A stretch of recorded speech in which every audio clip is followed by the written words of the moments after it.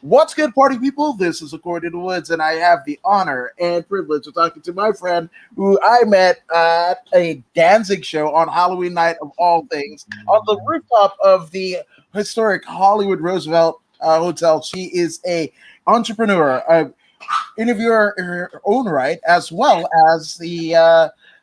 You are kind of the CEO of a management company. Chaos just happened. Just chaos. Raquel, what's going on? I love it. Keep going. Yes, PR agency for hard rock and heavy metal, entertainment, fashion. Who's ever paying me? Just kidding. No. Just kidding. Music and entertainment. Well, that's a good thing. Whoever wants to pay you to do whatever the hell, that's a pretty good ethos to have, and it's worked out so far so well, right? Yes. So far, so what? Yeah, business is good. That's good. Which, I guess right off the bat, for those who don't know about your story, and again, all of your links are right down here in the description, so they don't have to look very far. But how did you get into the wild world of rock music? Have you always been a fan? Yes. I love this. I love sharing this story. Okay, so KNAC was a radio station here in LA. I must have been 7 years old when, I don't know, I just turned on the radio late at night. I don't know what I was doing with the radio late at night. I heard Guns N' Roses first, and I was like, what is this? This is amazing. Then I heard Black Sabbath, and I was just blown away. And through the years, just like Guns N' Roses has always come into my life. My neighbors that were a little older than me used to play Sweet Child of Mine on the radio, or I don't know, CD, cassette, whatever. And as I got older, I wanted to go to a concert. I think it was like 13 years old in high school, and my parents were super strict and they wouldn't let me. Maybe I was 14. I don't know. I just remember being a freshman in high school. I'm there at the K-Rock Weenie Roast with my mom. K-Rock Weenie Roast was another K-Rock's the channel out here in California. And all the popular kids were behind me alone. They're like, hi, Raquel. Or I know they're popular, but yeah, they're popular. You know what I mean? And they're here with my mom, but my mom was so pretty and so awesome. And I was like, hi. And I've been taking my mom to concerts and backstage and my little brother ever since. So rock and roll has been in our family, but she was the first to take me. That's pretty sick. Now, and again, I grew up during the tail end of KNAC or KNAC, as we, and because we moved here about 96, 97, right? 96, August of 96, right? I was 16 years old. Wow, see, there you go. Now, saying my age. I was like, we're kind of the same age. We're age twinsies, aren't we? Yeah, we're pretty close. Yeah, and if we aren't, don't let the truth get in the way of a good story, and that's a damn good story. How about that? Love it. Yeah. Now, do you remember that first Weenie Roast? Like, who was headlining? Yeah, it was Green Day and Beck. I think it was Green Day. I remember Green Day. And it was just fun. Oh, so how did I get into this industry? So going to rock concerts at a very young age. Then I was a late bloomer, I guess, in my 20s or 18. I finally got to go to concerts by myself. And then 20, I got backstage and just hung out with all the bands. And then started writing for the magazine, like I think in the late 2000. Well, no, 2000. Shoot, well, 10 years ago, whatever that is. Yeah. 2010, 2011. And I was the event manager at the Key Club, at this magazine called Rocknroll Industries that I still write for. And that was when everything just took off. And then I asked these bands that I've been hanging out with like my entire life, can I do your PR? And then things just blew up after that.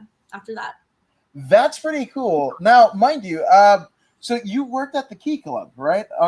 Yeah, in 2011, 2012. Yeah, right before it closed. I mean, that was the best years of my life. So, do you remember a bathroom attendant named Cynthia? I've heard yes. Okay, so her boyfriend Ross is my dad. who's the male backing singer. Oh, okay, this is crazy. Yeah, I remember a lot of. That's amazing. Yeah, I do. How cool. Yeah, actually, I have it because he was a musician in his own right. There he is on. Yeah, so he did Key Club, House of Blues when it was still there, Dublin's. There's a funny story of like he like after the whole Monica Lewinsky scandal broke out, and she was just doing, like Mai Tais until the sun came up, just like crouched in a corner and whatever. I just kind of stayed away from it. I was just like, I'm half black, half Fijian. I don't need a bad boy rep, so I thought. So I kind of yeah. So and I got into the world of combat sports, which is not any any better, but yeah, well. That is so cool. What a small world. Yeah, I remember so much stuff. But I mean, after that, things just blew up and, and it's fun. And I get to follow my passion. It hasn't always been an easy road, but, you got to follow your passion because when it's your passion, it's not work. It's like, it's fun. Every day is new, just like this. So thank you for having me on your show. No, I mean the pleasure's all mine. I mean it's kind of fun because like our mutual friend Russell who works for Glenda, awesome brother. Shout out to Russell and his brother. But they situated because me and Zeta Zhang came in right as Danzig started the set and whatever. So we were actually supposed to be kind of where Josh Barnett and his gal were, situated in front. But we came just like maybe 2 songs in. So we got situated to you, right next to you and your friend. And you were just so warm and inviting. I was like, yay, you're cool, right? Like, and I was just like, oh, wait. I mean, because I figured out that most of the people that were in the front row probably knew Glenn or somebody in the crew. So more often than not, everybody was going to end up upstairs in the after party. So I was like, hey, I hope they go. That was so much fun. Yes. No, but I mean, like you said, fun is kind of your ethos, and anybody that follows you or checks out your website, they know that it's not just the work that you're doing, but it's the passion behind it that you almost share even more so than the band's playing, because like you're the one that is kind of on the mountaintop saying how great this band is, how great this album is, and what have you. So like from going backstage to the transition to the business side of it. Yes. How did that happen? So, I mean, I don't mind like saying backstage because it was the truth, just hanging out with the bands. But during hanging out with the bands, I was going to college, getting my master's degree in communications, and graduating at 25 with a 3.8. So, and then starting my first business, doing events outside of college. I was raising money for nonprofits like Surfrider Foundation and just doing all that kind of stuff. So this was all a work in the making, fun, but I definitely had the ambition and like a goal. I didn't know exactly what it was because it kind of just transitioned into PR, but when I talk to my mentors, they tell me I've been doing PR the whole entire time. And what that is, promotions. I am like that loud piece that's telling everyone how awesome this band is, how badass this event is. You have to come here. You have to do this. And I think that's why people hire me, because I'm not shy to be like, hey, this is awesome. So now, were you always that way, or is that kind of part of your persona come by way of the business side of things? Yeah, I was always loud. I was always in trouble. I was always got good grades, but I was always like, I don't know, talk too much, loud, need to focus. Been told my whole life focus, but I always was focusing. I can do many things at one time. I think that's a talent. It's not ADD at all. I just love it. I have a passion for life, and it comes out with my work. And I'm like, I say my clients cheerleaders. I'm your cheerleader.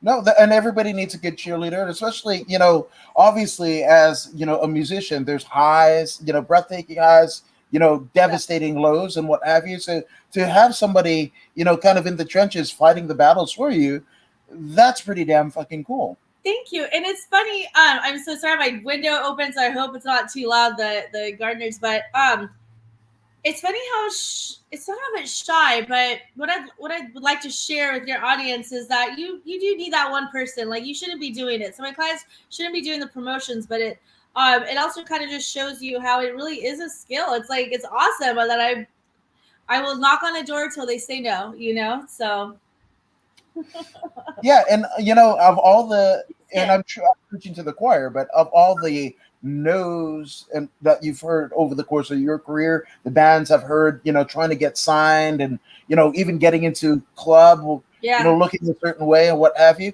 All you need is one yes. That's what people. Yes, that's it. It can change your whole entire life. And I have a story of my one yes.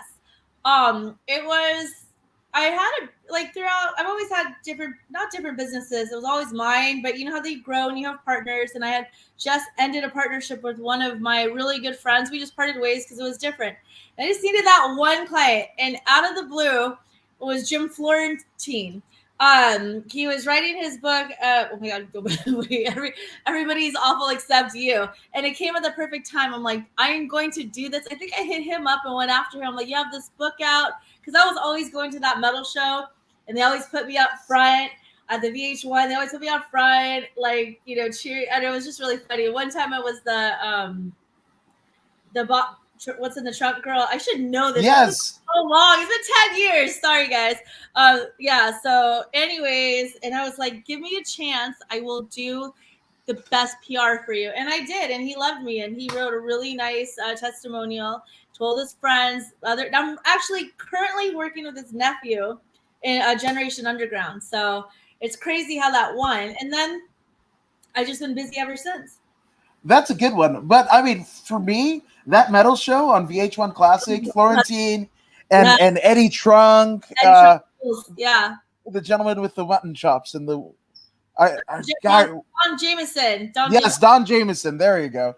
But yeah, I mean, like there that was the first time I'd heard of Black Country Communion, which is one of my favorite bands now, only though they have 2 albums. It was a super group. Moments like Ace Frehley coming out. Ace Frehley I love Ace Frehley. Were you there for the where he put the pyro in the flute? No, I was there for a lot, like John 5, Steve Adler, when they did that whole birthday cake for him. Yes. Yeah, so just like, I don't know, my memory's kind of foggy. But before the PR, I am writing for Rocknroll Industries a lot more back then, right? Right. Interviewed Eddie Trunk and just became friends with these people because I'm not shy to say, hey, I'm a big fan. And that's one thing. So I fan out, but I'm a fangirl. Like, I appreciate the music. I appreciate what they're doing for rock and roll. And I think people should know. So I'd be like, hey, can we do an interview? And then later I'm like, hey, I'm a publicist. Need a publicist? You got to toot your own horn. That's I mean, it's something that I still like am having trouble with, like the fact that this is an art and it needs to be art. Thank you. It's skill. It's charisma. I mean, not a lot of people have it, which I'm finding out. So come to me and I'll be your loud piece. I like it. I like it a lot.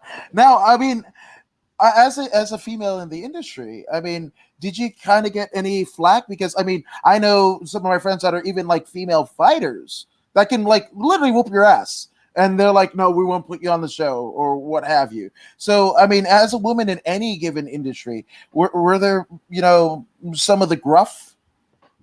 I think after the fact, because when you hear that, no, it's funny, and I don't want to. I think it's me, and maybe not. I don't want to say a woman, but who knows? Maybe other women can identify. You're like, oh, okay.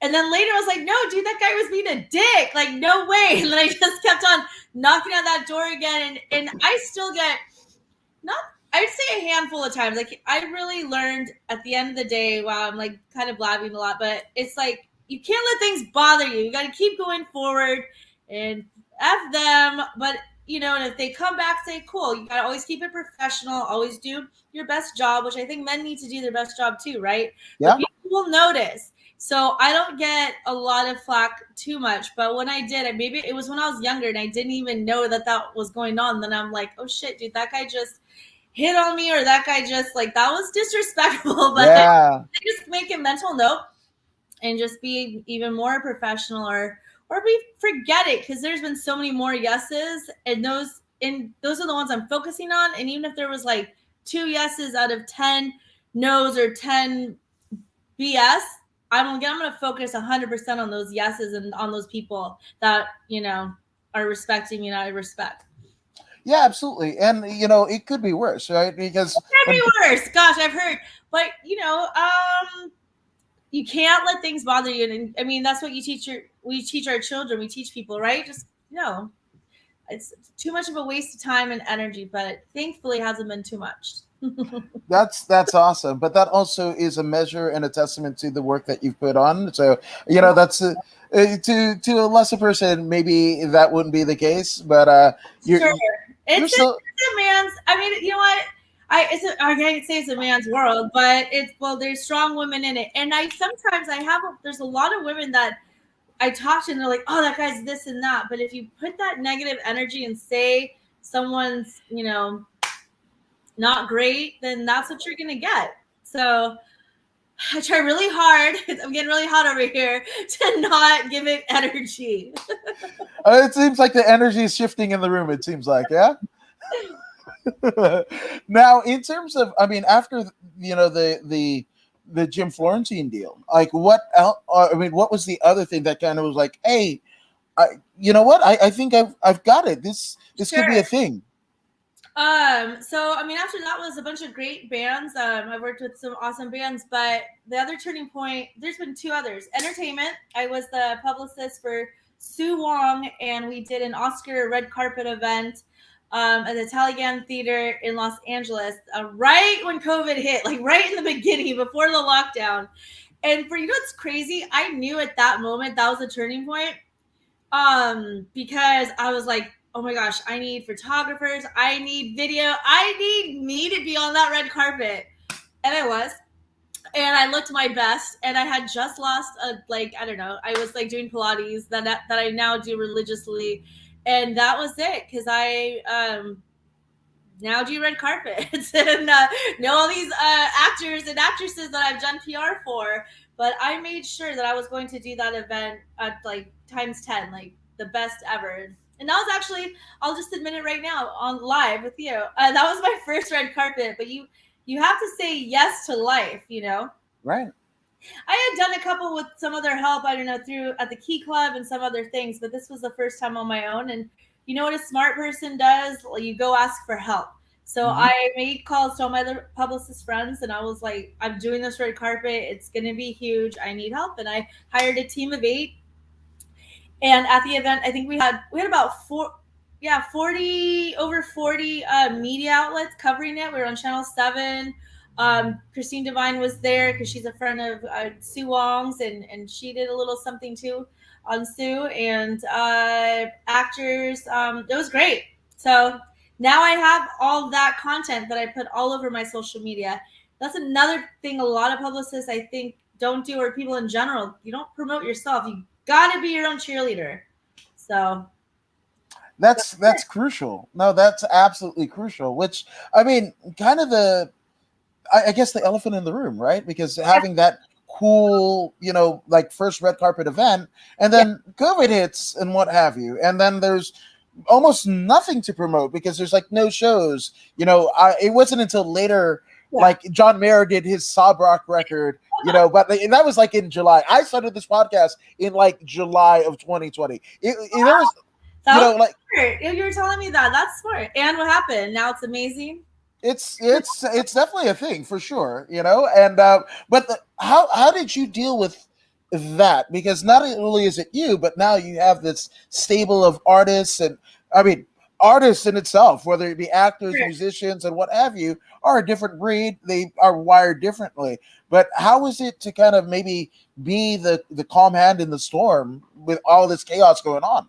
With the COVID, I mean, the bands, they slowed down a little bit, and I was still doing some events. I still have my clients, but like every good publicist or entrepreneur, you gotta think on your toes. So I pivoted into cannabis and just started hitting up cannabis companies, and I think one day over the summer, a friend of mine asked me if I could do PR for this one cannabis company called Dolce Foglia, which is a flavor. They make flavors like pineapple, strawberry. I mean, insane flavors for your weed to put it in your. Oh my gosh, sorry.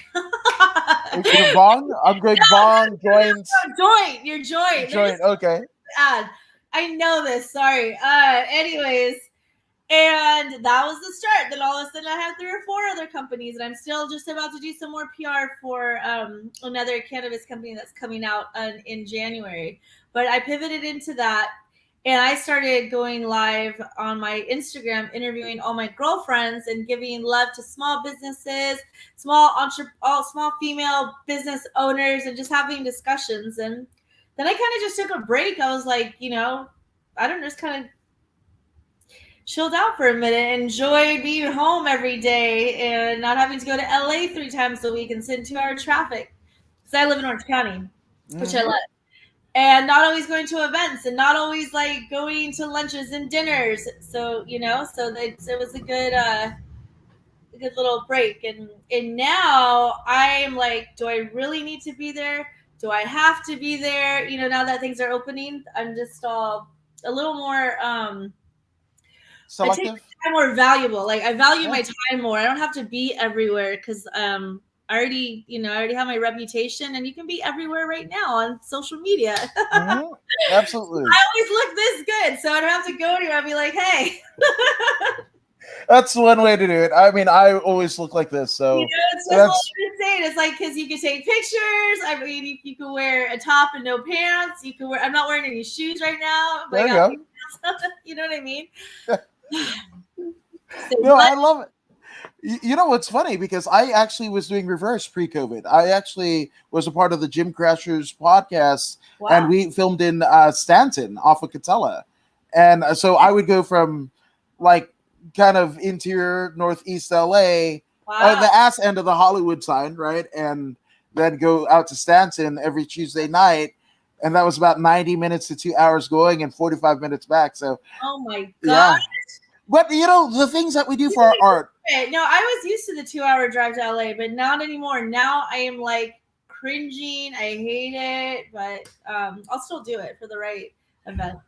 I guess Danzig was the right event, huh? Danzig's everything. You know what's funny? On my stories on Facebook, I think I was a couple years ago, they played 5 Point, and it was just funny because I had all my pictures of Danzig. So Danzig, I'll tell you my little story with Danzig. Because I was in high school when I first discovered Danzig. I was with my parents were very protective, and I'm like keep saying that, and I'm so glad they were because I got straight A's and I just hung out with really good kids. And I'm gonna call her nerd. She was a nerdy girl in band. No one really talked to her. She was all right. Her name was Heather. I made friends with her, and she had a Les Paul guitar, and she loved Metallica and Danzig. And she gave me all these Danzig cassettes that I still have. And we used to write to Erie Vaughn, and Erie Vaughn wrote back to us. And he drew all these bats and crosses on it. And we're like 13, maybe to 16. I don't know, somewhere in between there. Years later, Rockin' Pod is an event that goes on in Nashville 2-3 years ago, 2019, I think was when I went. Yes. And Erie Vaughn is there. I'm there for speaking about social media. Erie Vaughn's there, and I don't care. I go up, and I'm like, hey, I used to write to you when I was like 13 years old. And he was so cool about it. And it was like, who would have known that ever since then I'd be going to Danzig concerts and meeting Danzig and like, I don't like, that's insane. Like, I always go to a Danzig show. Obsessed, but not weird. You saw me. Yeah. No, you are absolutely great. You are absolutely great. No, but that's I kind of had. Can you believe that?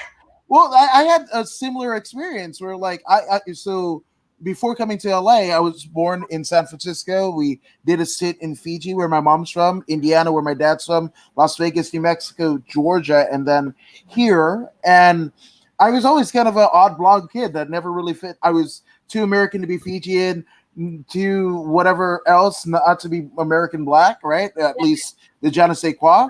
But I remember when my friend, I think 8th grade, had me like Korn's Follow the Leader album, and my mind was just blown. And I just kind of went back, and like Beavis and Butthead and playing Mother, right? In Danzig. So I'm sitting, we're standing after the show, and it's just like, first off, that's cool. Now, would it have been cool to hear maybe Danzig do stuff out of his own catalog? Well, you know what? You can see him when he does his own solo shows, right? Or the Misfits and buy a crazy price ticket to see that. But like, you're seeing Danzig, that was incredible. Sing the songs that he grew up listening to in Elvis, and I'm just like, that's mind blowing enough. Then we go back upstairs, and he's pouring us sake, and it's him, Josh Barnett, Zayden Zhang, formerly of the WWE, and I'm just like, what the fuck is my life right now?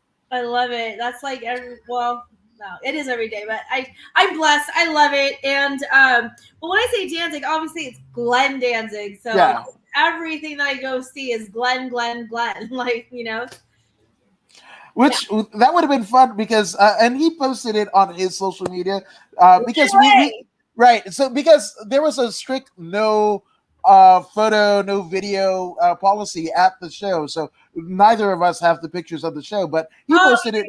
Yeah, he posted it on his social media. Picture. So I've seen Danzig a million times. I only have 2 pictures with him, and I'm not the kind that always asks. I know. So I don't always ask, but I just felt it. I felt like it was okay, and I did.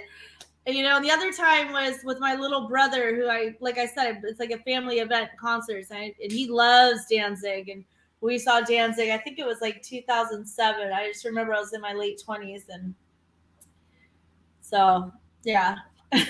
So I have the opposite, and I have the same 2 times of meeting Danzig, but it was consecutive weekends, right? So, so much fun. Yeah. Yes. Yeah. So basically, Josh Barnett has his, hybrid pro wrestling MMA event called Bloodsport, and it was at the Ukrainian Cultural Complex in East Hollywood, right? And then, I interviewed, a bunch of the guys on the card, guys and gals on the card. So I was just there to support friends. I bought a ticket. And then I get a nudge at the end of the show, like, Woods, what the fuck are you doing out here? Come back. And I turn to my right, and it's Sean Waltman, X-Pac, right? WWE Hall of Famer, talking to Glenn and Josh. And then Josh waves me over and is like, hey, this is my friend Woods. He's been fucking, doing interviews in the trenches for the last 5 years and what have you. And I'm just like, is this really happening? Where fucking former UFC champion Barnett, who's a friend, is putting me over to Glenn Danzig and X-Pac, and I'm like, again, what the fuck is life? Wow. Then we go eat afterwards, and all the places on Sunset, all of the places on Sunset, for whatever reason, the kitchens were closed, and it was about midnight, right? So Glenn and the good brother, Russell, they're like, hey, you have you guys been to the Rainbow Bar and Grill? I had never been to none of the places on Sunset. Best place if you want some real rock and roll. Yes, and to go with Barnett and Danzig. I wish I was there. Yeah, I wish you were too. Sometimes I wish to live in LA, but I'm all right down here. Yeah, I don't know. That's I don't want to quote Randy Newman, but like, I love LA, and it's weird. So that was like the first time, just like the Friday before, and then get invited to the show, and that's the second time. So I have 2 pictures of Danzig, but they're literally 2 weeks apart. So I don't look much different, other than it was getting close to the end of the night, and my face was just twisted. Well, that's all right. To go to a rock show and not have your face twisted, like, to me, we can like extract that from a record. Like, that might or might not be me. Right, because I'm not looking at the Benedictine monks. I'm going to a fucking rock show, folks. Like, yes. I guess I just wish. No, I looked fine. We were having a good time, and dance. I posted it on Facebook, and friends were like, "Wow, Glenn looks happy." I'm like, "Does he usually not?" And I think so. Like, he's usually kind of more serious, but I got him smiling, so that was cool. Yeah, no, 100%. So we take the group picture, right? And it's like Zeta Zhang, Glenn, Barnett, his gal, and then Barnett throws his arm around me, and we fucking do the devil horns and whatever, and we're about to leave the room, and then Glenn goes, "No, no, Woods, come here." And Oh, and then we do one and has Russell's brother take the picture. And I was just like, fucking cool, man. But we were talking. dude, you're a cool dude. Appreciate it. You're a cool gal. I'm just saying. Yeah, but that's the thing. It's just like the common denominator, and that's one thing that I think looking at your social media as well as your website is the fact that yes, you make them larger than life, right? Put them on a pedestal, but also you kind of bring them to a commonality. Like you want to believe in this band because that band is you and your friends wanting that dream to get signed to a label or release a demo or an EP and what have you. And that's one thing that you do impeccably well. I love it. I love it. You need to be my publicist. I won't work with a band if I know I can't help them. And and if there was a situation not with the band, but I started getting into representing authors because it's all the same: lifestyle, entertainment, music. And I was like, look, I've never done this before. It's children's book, but I have an idea. I know I'll make those phone calls. I'll send those emails. And that's another thing. Like nobody picks up the phone anymore. I pick up the phone. I'm like, I cannot text or send emails all the time. I just need some kind of answer. And I did pretty good. And she liked it enough. Like we got, but now she's doing a huge event in the Bahamas for children, and she's attaching her wedding to it. And now I'm going to the Bahamas for a week, and I worked on her PR, and we're getting her an Ebony magazine because she's African American, so we're doing all the women of color. I'm a woman of color, and so it's really rad. So we got that pitch to Ebony. Her wedding, she's wearing of course, I always butchered names. Galia, Lala, sorry, no, okay, whatever. Never mind. This wedding dress, right? So now we're pitching Cosmo, and we're talking this to cover the event. So yeah, I'll get it for you later, but it's a big deal. I was very honest all the time and very transparent that I don't have too much experience in this, but I can do it because I'm good at what I do. And I did it. And now it led to what I really am good at, which is the fashion, the female entrepreneurs, and all that. Which, I mean, that's all amazing. But, for somebody that, college educated, and I mean, in terms of like what you foresaw your life to be as the reason why you got a degree, right, in communications, like, is this kind of it? Or did you have another kind of road that you might have went on? Love it. No, I remember being a young little girl, and I just wanted to be a successful businesswoman. I never never dreamt of my wedding or, I don't know, whatever, getting married and having children. I just thought that stuff would come. I think I focused a lot on my career. And now being a little older, now I want that. So that's like the different thing that I'm ready for is the not settling down. I want that one person, maybe one little girl, and travel the world. But I always saw myself as a businesswoman ever since I was like in elementary. I remember elementary. In the music, I remember seeing, my parents, they were all, my dad was an entrepreneur. My mom worked with him. But I don't know, like having a job and having to sit at 9 to 5, like that looked like torture. And I am super just, I got a lot of energy. And I couldn't sit at a desk all day. So I did my best to just pursue my dreams. And rock and roll is my life, like my passion, so. Which, I mean, energy? What? Huh? Never. Yeah, no. You're totally a bubbling ball of energy. You're a frenetic energy. So that's what I mean. So do I see? I foresee this going on forever because the passion's never gonna die. Yeah. So I mean, was it those tapes that your friend gave you when you were in school? Was that your first kind of introduction to rock, or I mean, were your parents listening? I mean, to Yeah. Kiss records or Oh, Kiss! I did a kickoff party for them, the Kiss cruise a couple years ago before COVID. Went to the Bahamas then too. That was awesome. My mom was always into rock. Well, she was always into music. They were very, very supportive. I played the piano. They got my piano lessons when I was 7. Told them I wanted to play the guitar when I was like 14. They're like, if you want to play, we'll get you lessons, but you have to buy your guitar. And so I did. So I still have my Fender. Now I just have a whole bunch of guitars around my house, and I have rock stars come play them because I have like these long nails. yeah. I can still dabble, but you know what? That's why I represent bands, because I'm so into them. I'm just so into talent. I'm into rock and roll. I love it, and I can. I don't know. I let the musicians play. So. That makes sense. No, absolutely, and I mean that's the thing. I mean, that'd be fun if the roles were reversed and have the rock stars do your PR as you the band. That would be awesome. Oh, I mean, I love sitting down and playing. It's definitely relaxing, but there's no but. I have like 6 guitars. They're amazing. They're Dave Mustaine guitars and Schecter guitars, and they're dope. And a Fender. My first guitar was a Fender Stratocaster 40-year anniversary edition. And they just hang in my room. And when someone comes over who can play, I just sit there in awe because I just love that. I just love that talent of a musician so much.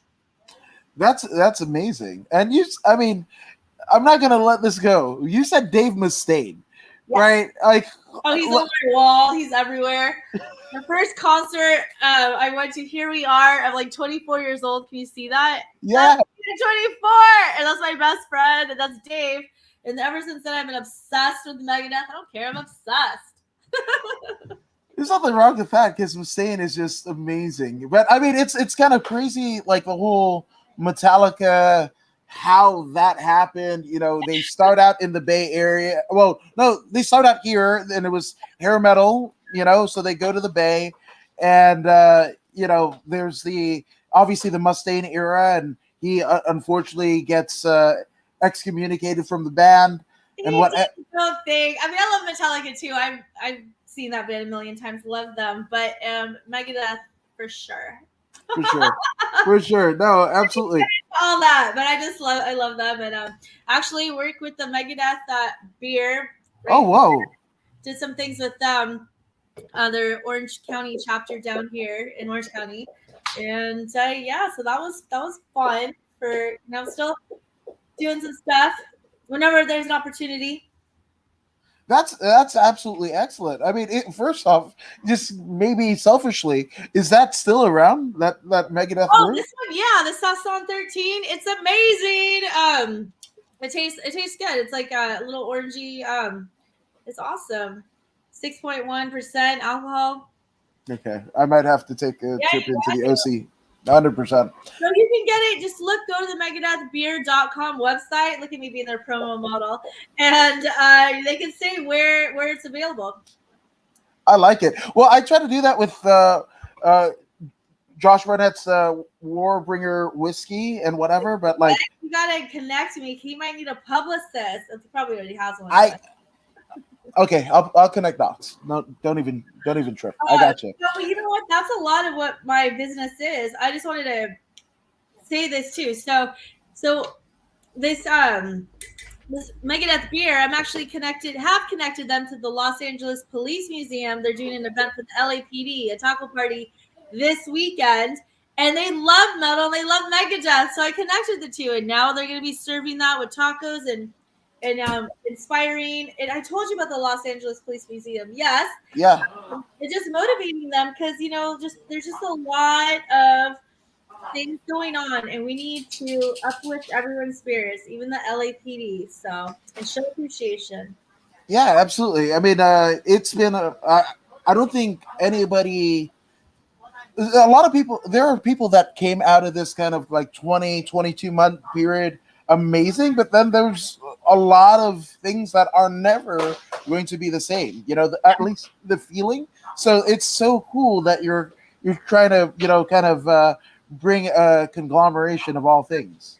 Collaborations, connecting people, and Yeah, they're a client, the Los Angeles Police Museum. I'm going to take you there because I think you'll really, really like it. You should interview the director there and one of the sergeants. So it'll be fun because a lot of history. Yeah. What was the LA shootout with that bank robbery? Heidi Fleiss? No, not Heidi No, Fleiss. no, no, no. It was the Jesus.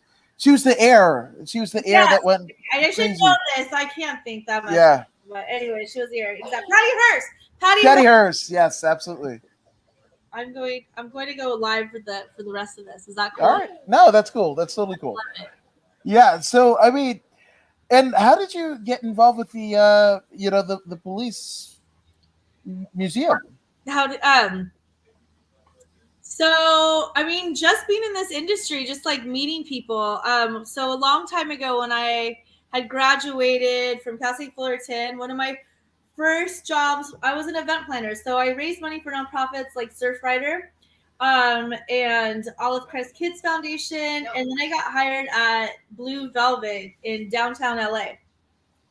That was awesome. So that was one of my first, like, I guess there's been so many like aha or you made it moments or you just keep going up and up and up. And that was one of them. It was the Blue Velvet restaurant in downtown LA. I was the event manager. And I had to move up to LA. So I lived at the Flats, which is just right above it. So I lived right on top of the restaurant that I worked at. Do you know how awesome that was? Yes, In because downtown LA, this is like 2008. I lived in downtown LA and I just threw parties and that's all I did was throw events. So it just gradually moved into all this. So, anyways, one of the LAPD, my friend, I don't need to say any names, but he was the security there, and I hold relationships. I value friendships and relationships. So we just remained friends for so many years later, and now he's on the board at the LA Police Museum, Los Angeles Police Museum, and he's like, I know this publicist, and she's great. So that's how I did it. And then I knew Megadeth Beard. I connected them, and now they're gonna, provide all the beer at the place all this weekend. that's sick. So I don't have to go to Orange County. I could literally go 10 minutes away from my house. Yes. Yeah. Yes. I think I'll let them know if you want. I'll connect you, so maybe you could do something live there, or take pictures, or just go meet people.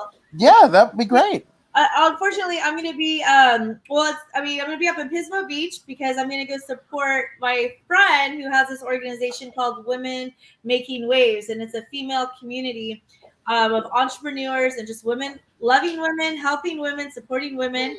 So we're not all against each other. We actually love each other, and that's what I push. So I'm going to drive 4 hours there, stay there for the weekend, and have a good time. There's like a big event there, a wine pairing and dinner all set up. And so That's some fancy schmancy, I love fancy, and then I love metal, and then I love whatever.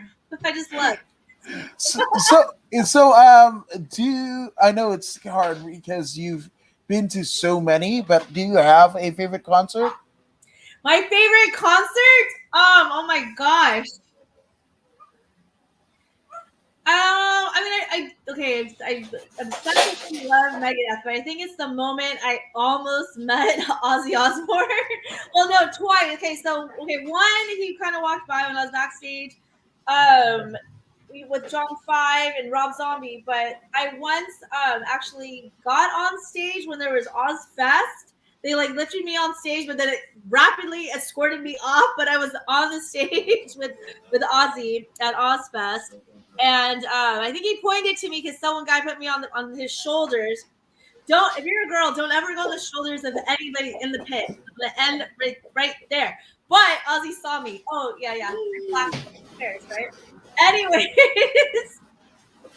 I was 20 and it was fun, and that's what rock and roll is. Just like let free, set free. Will I do that now? No.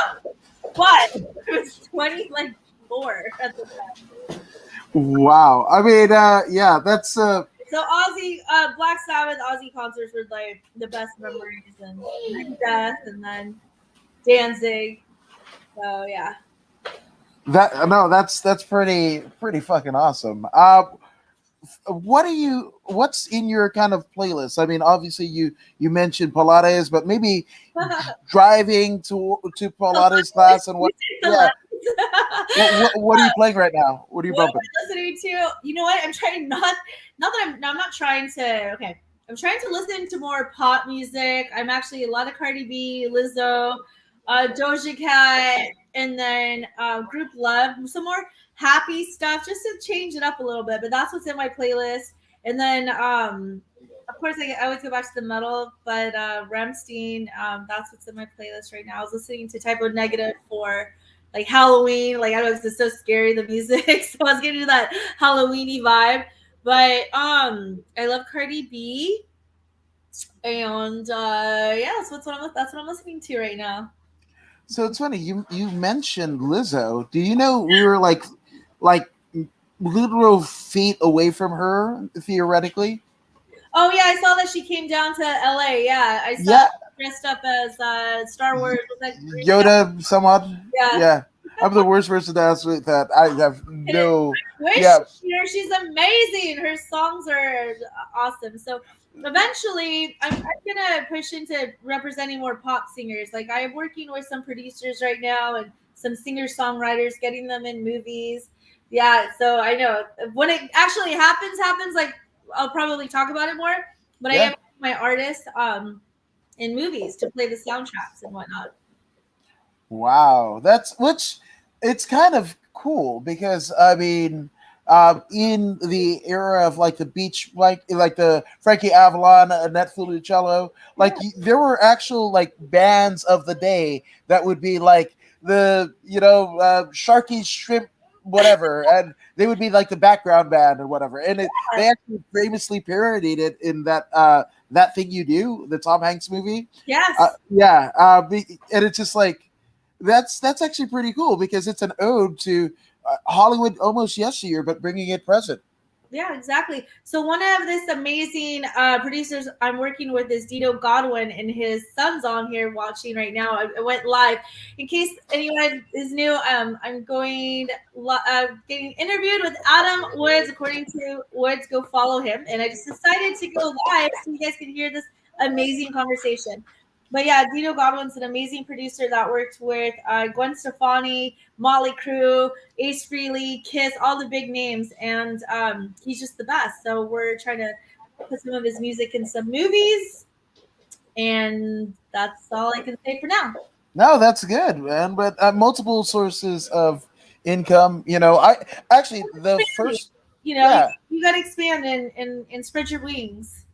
no, actually, the first time that I heard of Velvet Revolver was Set Me Free after the first Hulk, the Incredible Hulk movie. Yes, And I was just like that awesome. riff, like that slash riff, and I was like, "What the fuck is that?" And I had my dad insist, so it's like, "No, we can't leave the theater." My dad wanted to like beat parking or whatever. I was just like, "No, no, no, I gotta find out." This is before like the Google and whatever, so I Yeah. was like, "We gotta stay fucking put to see what's going on." Yeah, and I was just like, "Who's Velvet Revolver?" And then like we walked outside and there was like a newsstand and there was like Spin with them, and I was like, "Holy shit! It's Guns N' Roses and STP! Holy hell, this is gonna be amazing!" I feel like they played K Rock when you were a lot. I used to see them Yeah, like, the Roxy. Oh gosh, I don't know why my mind can't remember names when it's so important right now. But yeah, they used to play the Roxy and do that whole private thing. All those private parties were so fun back in the day. So which I mean, it's funny because going, like I said, going with Danzig to the Rainbow, right? It's yes, a lot more tame than the stories that I read. When Zeppelin and it's Motley a lot more Crue. tame. You're not doing it right, baby. Just kidding. Okay, It's let's what go. you want it to be. What you think it was gonna be. I mean, it's fun. That's for sure. It is fun, but I was just like, I was like, I thought people were like gonna do blow in the Oh corner, my god. and everybody's like, You've watched The Dirt one too many times. actually, it was what is it, the Hammer of the Gods, the Zeppelin biography. Yeah. Yeah, and it was like Zeppelin's road manager, and he basically I guess, told the stories, and I was just like, Oh, that's fine. oh yeah, yeah. I'm just saying. Now, obviously, That's Raquel. cute. I'll just say that's cute and leave it at that. Next. Okay. Yes, plead the fifth. But are, obviously you've accomplished so much in your career, right? But are there things that maybe on the bucket list are left unchecked, or is it something that just continues to write itself? I'm constantly growing. Oh my gosh, just all the opportunities that are keep coming my way, and my clients taking them to the next level. But you know what? I'm just gonna say this out loud. Like my next thing is finding my true love and having one child. That's yeah, because that's what I'm looking for. And continuing my PR business, and it's fun. I want to travel more. I was traveling so much. I've been everywhere but Europe, and now I don't know, but I'm sure things will be fine eventually. And just travel and do my thing and have my business grow. But I think at my 42nd birthday this in December, it's time to give somebody a chance. Hey, there you go. I mean, give somebody a chance. So it's not. You know what I mean? But I'm pretty focused, but I feel like I need to be a little more open.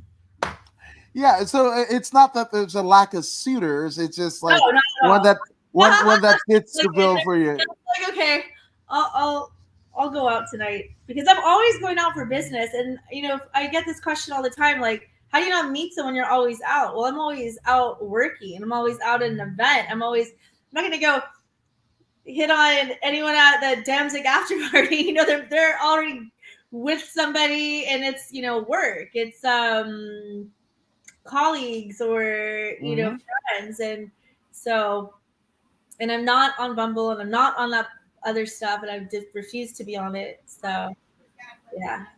Isn't that a Bumble? Is that like a rap group or something? Like somebody with a Bumble? tattooed face? You're Yeah. no Bumble's an online dating service, but you're Okay. married. No wonder you Yeah. didn't know. Yeah. I've been out of the game since what, 06, '07. Good So for you. I think But yeah, 15 years. those are the boxes unchecked, and I'm just gonna go a little deeper in it. I want a big, expensive, glamorous wedding and after party. I want to be on the show, say yes to the dress. Oh yeah. So my career is on point. Now it's time for that other stuff that's not missing, that I'm now ready to explore. I like it. That's pretty fucking cool. That's pretty fucking cool. But obviously, Raquel, like you have done so much, right? But you, I don't think you could have done it without the help of other people.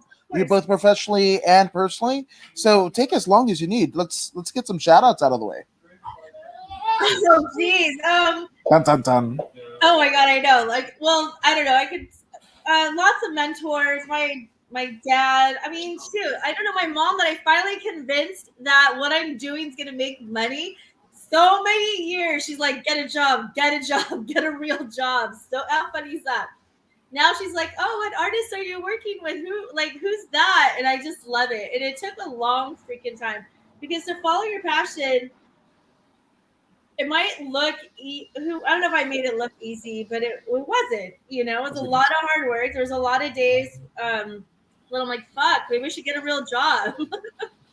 And I was like, can someone just give me a break? And then that happens, but you got to keep pursuing it. And actually, you know what? Dave Duncan, I'm going to tell him. Dave Duncan's a pro skater. He used to always tell me, we've been friends for over 10 years. He would always say, good things happen to good people. And he just always believed in me. And so that's a shout out, But there's tons of people that always supported me. I can't remember their names. You guys know who they are. But I'll never forget him saying that. And the great things are happening. And I'm a good person. And, if anything, if you're good things will happen. That's it. I mean, that's the hope. That's the dream. Which obviously you facilitate so many others of dreams. So it's cool that you're kind of putting yourself on the front, burner there, and Yeah. making yourself a little bit more important because can't be business all the time, right?